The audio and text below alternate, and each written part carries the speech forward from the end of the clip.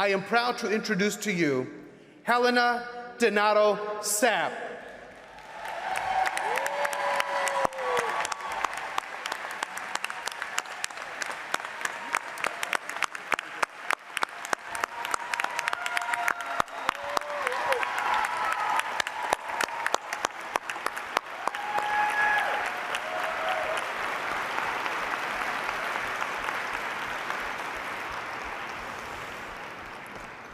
Before I even begin, it feels important for me to say a big I love you to unions.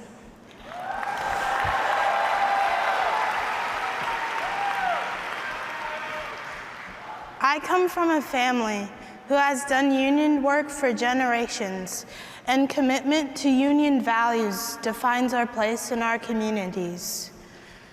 You wouldn't be here if you didn't feel the same. And it is some kind of thrill to stand before you and with you in our belief in the power of unions. I'm here today to share a few moments of my story with you. I was a preemie born at 27 weeks and born with all kinds of serious medical issues, brain bleeds, heart surgery, lung issues, lots of early medical trauma. And those early medical issues caused me to have learning disabilities, which I will carry with me all through my life. My family is created through the wonder of adoption. And I stand here this morning and say loud and proud that I am the daughter of 2 gay men.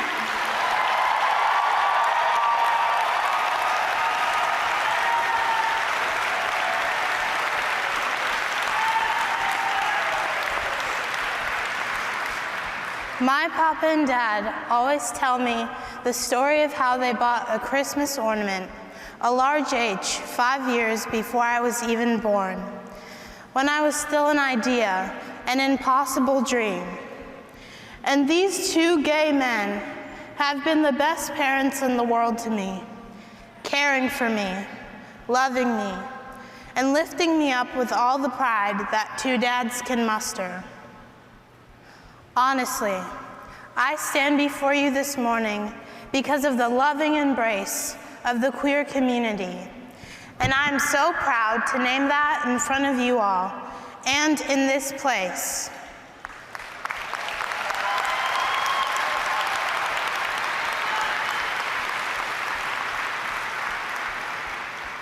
My home has been full of love, laughter, support, high expectations, opportunities, and a set of distinct family values. I live a life of love and support, but let me be clear. The world outside my home isn't as kind to me and to kids like me, and that includes the world of school. I need help from everyone in this room: educators, administrators, staff, librarians, those who serve me lunch, those of you who keep my school looking so nice, and those who provide me with the learning supports that I need to be successful.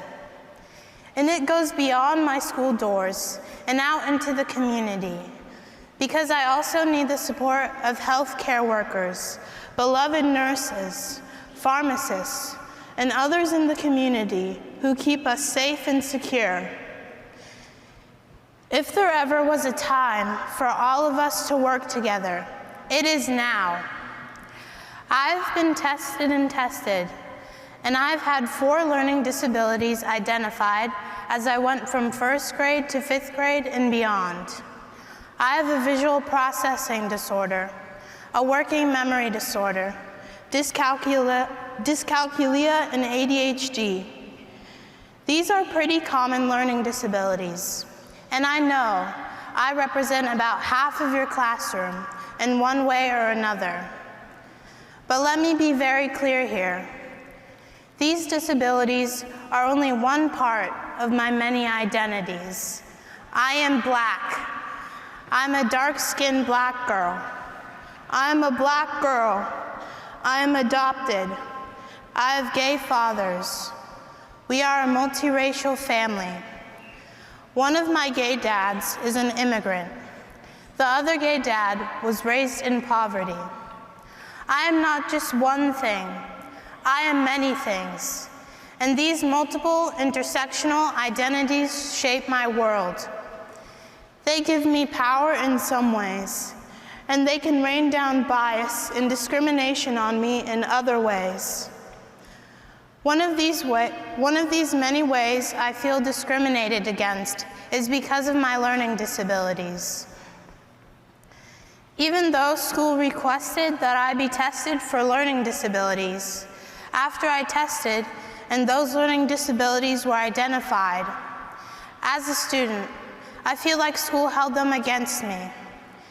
Like many other schools that do not have enough teachers and resources, it is hard to have an IEP implemented. It was especially hard in elementary school, as my gay dads and I were figuring out the tough terrain of disability advocacy. Just like many of you sitting here today, my teacher had too many students and didn't have the needed resources to provide me with the supports I needed for my multiple disabilities. I know my 4 disabilities. I have studied them. So have my gay dads. We have always talked openly about them. I understand my IEP, have since 3rd grade. And every single year, we make a 1-page cardstock accommodations sheet for each of my teachers.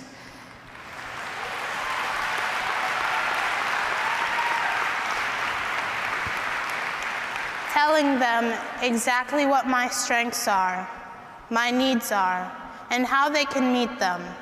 And it is all in my IEP. I know the ed code, I know the district policies, I know the school's intentions, I know the federal laws.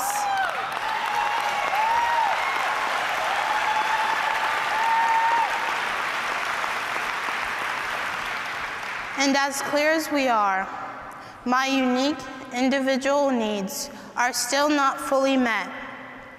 Just a few days ago, I turned 14 years old, and I know all of this as sure as I know I'm standing with you here now. I know, and I am not alone. Kids across this nation know too, and families across this nation know too. We are not being served, as is the law of this land and the moral stance of education. Educators need more time, resources, and supports to ensure that every student's unique needs are met.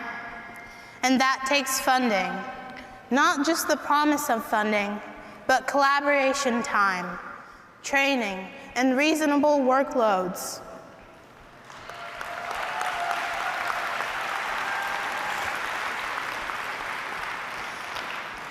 And if it isn't enough already to have to fight for my own education because of my intersectional identities, I have to fight the bullying and the isolation of exclusion too.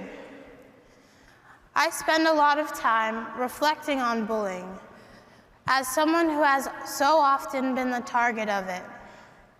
I led a school-wide anti-bullying campaign at my own school this year, and well, you can imagine it didn't go over very well with my peers. But let me tell you, I'm not the kid who will be put down or held down.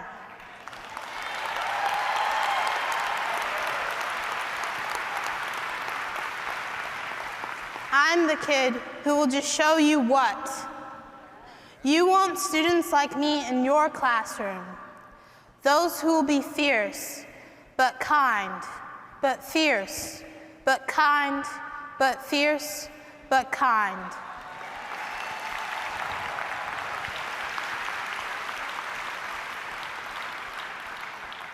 I started working harder than anyone and ended middle school with 3 years of straight A's.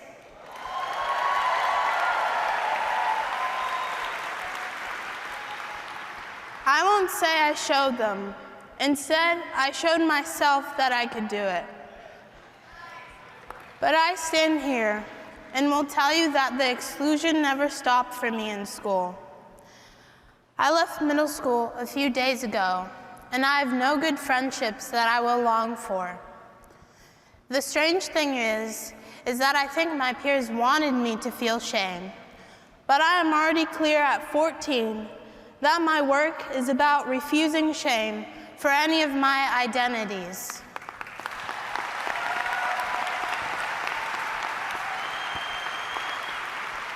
I refuse anyone's veil of shame, and that is because I have a strong armor of self-worth.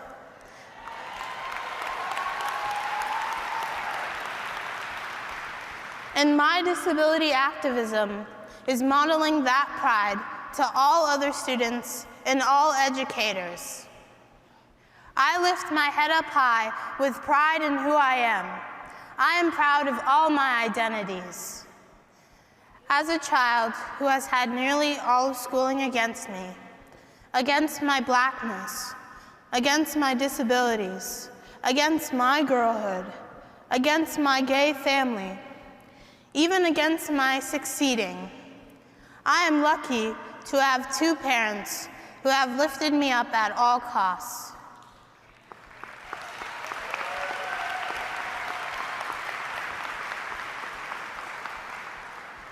But you and I both know that not every kid is as lucky as I am. And so I stand before you this morning, and I beg you to look for the lonely child sitting by themselves at school, the child that no one picks for play or group work, the child that never chatters excitedly about a sleepover that weekend. Look for me in your school and in your classroom, and be my champion.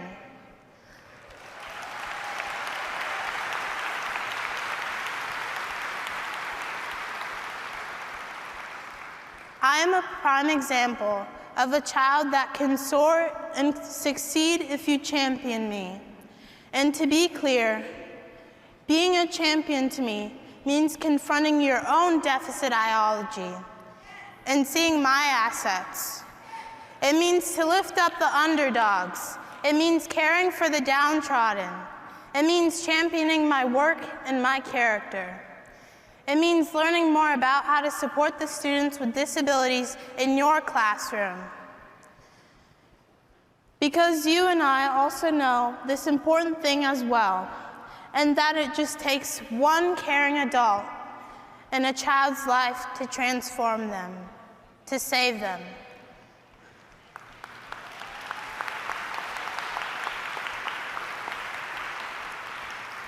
Be that adult. Be that champion. I must mention a few things about assessments. I don't trust them.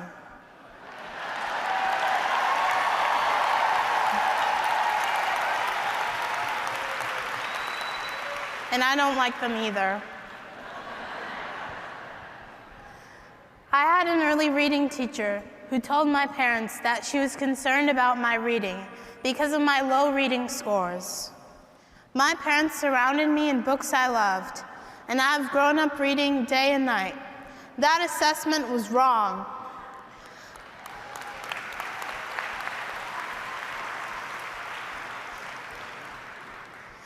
One of the doctors who assessed me told us that I would never play a ball sport because of my visual disorder. I was captain of my volleyball team this year.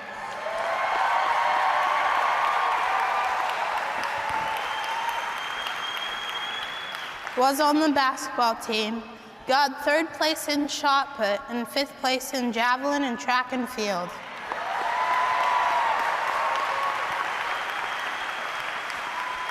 That doctor was wrong.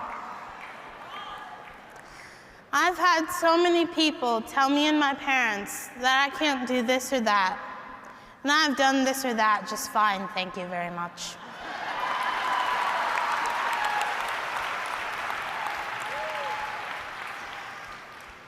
I wrote my own position paper on the violence of standardized testing, and in 4th grade, I opted out of all standardized testing since then.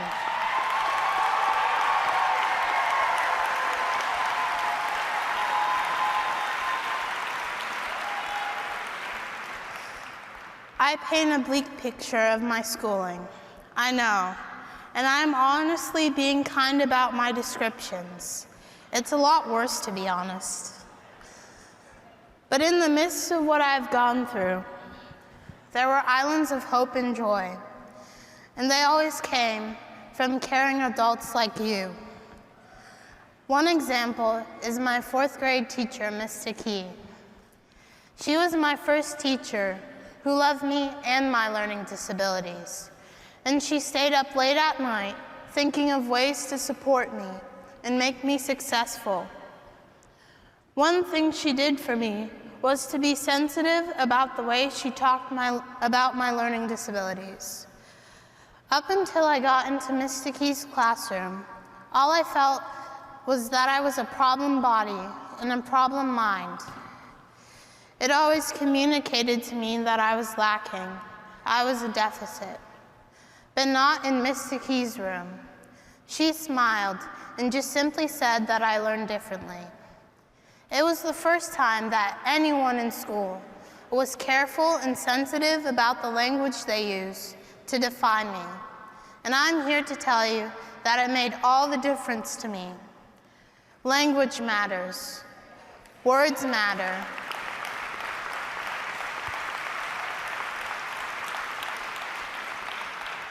Words either slap us upside the head and make us feel less than, or they gently fall upon our crowns and gird us up with pride and strength. How we talk about disabilities matters deeply. One last thing. I've said gay 8 times in the last 10 minutes or so.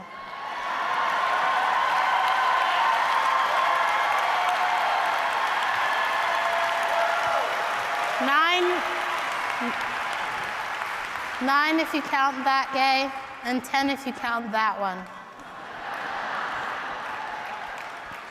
As a youth activist, I know a thing or two about resistance, because so many adults don't think young people are capable of intelligence.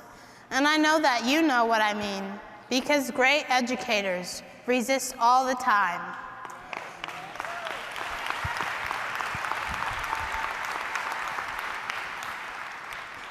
You don't let politicians who have never set foot in a classroom tell you what to do and what to teach.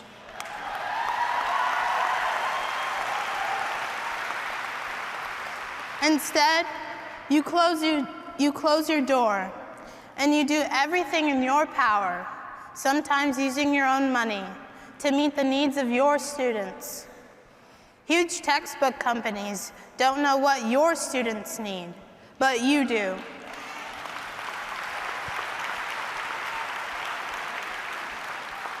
And you resist, and you make sure every kid gets what they need every day of every week. And you don't need some business executive telling you how to make a better product, because you know how to teach, person to person and heart to heart.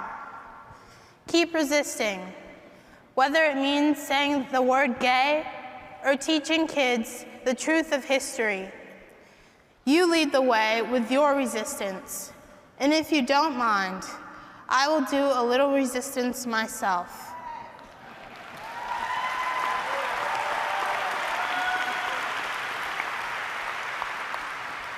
And together, we can make schools what we know they can be. We need champions. Champions for people with disabilities. Champions like each of you.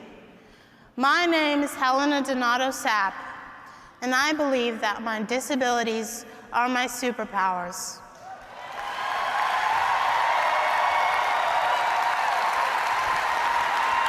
Thank you. Also,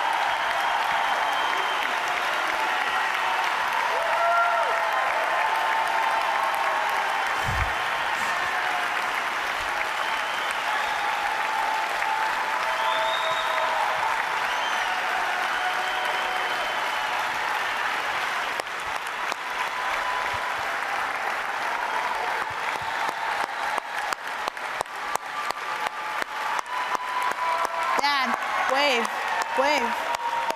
so proud.